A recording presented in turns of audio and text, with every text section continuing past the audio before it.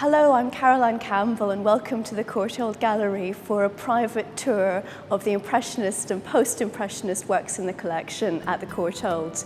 The Courtauld has a really remarkable collection of paintings from late 19th century France. It's small, but it's very beautiful and very choice, like the gallery itself. And in this tour, I'm going to introduce you to several of the most famous paintings, including works by Monet, Cézanne, Gogh, and Van Gogh.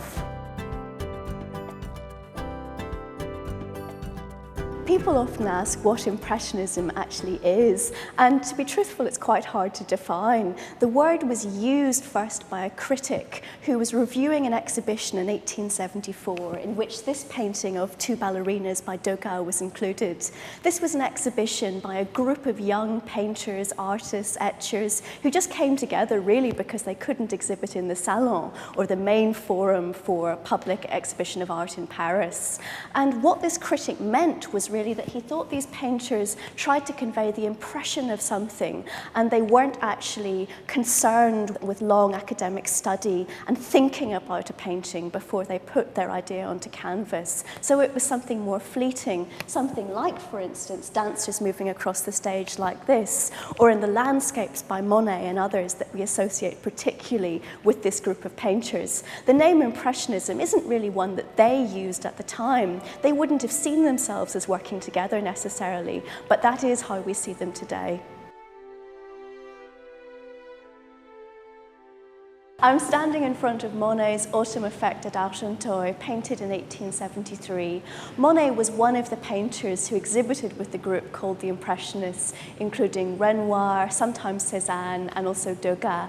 And this painting, for many, exemplifies what an Impressionist painting might be. It's a landscape. It's a view which looks initially to be timeless. It's really about the trees on the riverbank. But if you look into the picture, you'll see there's a town at the back of it. And that's a town called Argenteuil, which actually in the 1870s was at the center of the industrialization which was surrounding Paris. So the view is a view which could be at any time, but also is very specifically situated in the 1870s. The way in which the painting is done as well really shows that it's an Impressionist painting, if you want to use that word. It's very, very quickly executed in parts, and in other bits, although it's been very much reworked, such as the trees over here, you look as if you're seeing a fleeting impression, and also the effect of the trees, of the water reflecting on the trees. Over here at this side, Monet was dissatisfied with certain parts of the paint, so he intervened in a way that's very unusual in paintings before this date. He scratched out some of the paint with the end of his brush so that it would seem you would get the effect of the light coming through the trees, thus creating effect which was very immediate, almost as if, I suppose, the same sort of effects that one gets from photography.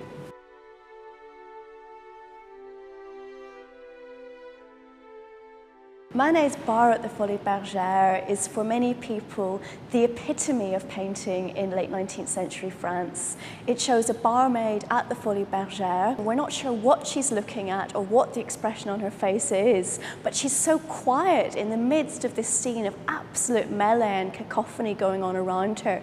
She's in the center of the Folies Bergère, one of the places of public entertainment that was very new in late 19th century Paris. She's serving at the bar, but there's almost a suggestion that she might be serving herself up as a proposition too for some of the men who are waiting there.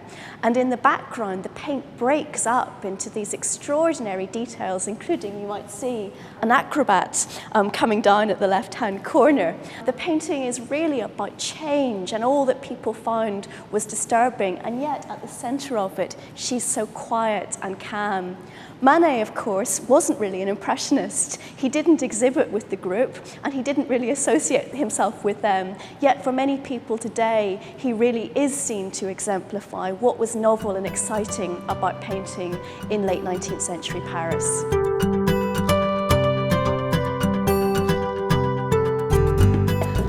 Courtauld has the most impressive collection of Cézannes in Britain, and one of the most famous paintings is the picture of Mont Saint-Victoire that I'm standing before.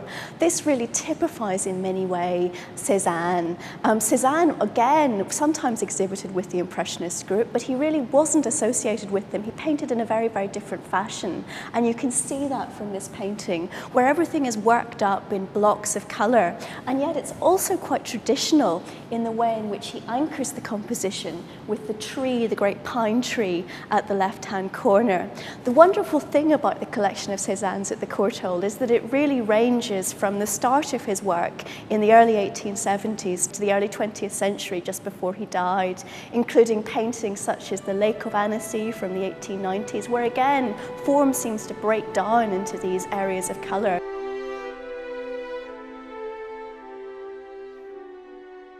The painter Paul Gauguin was born in South America, and although his varied career included stints in the merchant navy and as a stockbroker, when he turned to painting, he was fascinated by what he considered the primitive or the exotic. And the three paintings in the Courtauld collection, Nevermore, which I'm standing in front of, Terreoa or The Dream, and Haymakers in Brittany exemplify this.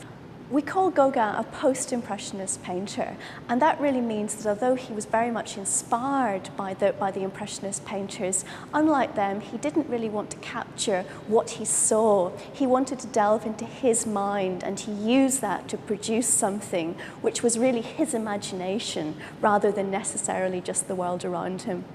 Nevermore is a very peculiar painting. We see a woman lying on a bed in a way that's reminiscent of the paintings of Titian and Veronese that Gauguin would have seen in the Louvre, but she's a Tahitian girl. In fact, it's been suggested that she is quite possibly Gauguin's mistress, and she's lying on a bed which is like something from the oddest boudoir possible in the 1890s, the decade this was painted. It's an extraordinary fusion of the Tahitian world that Gauguin came into and lived into, and the West that he considered as decadent.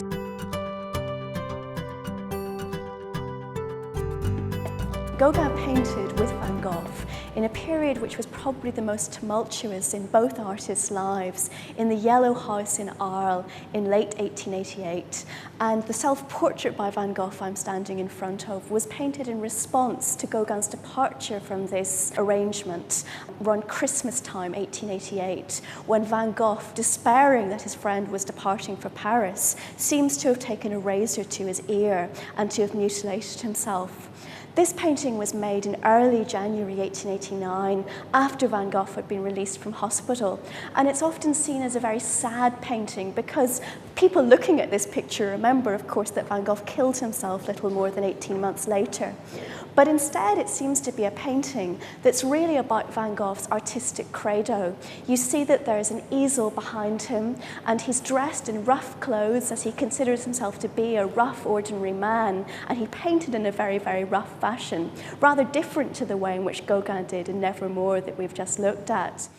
But unlike Gauguin, Van Gogh was passionately believed that one should look at the world around one and use that as the way for getting into one's imagination.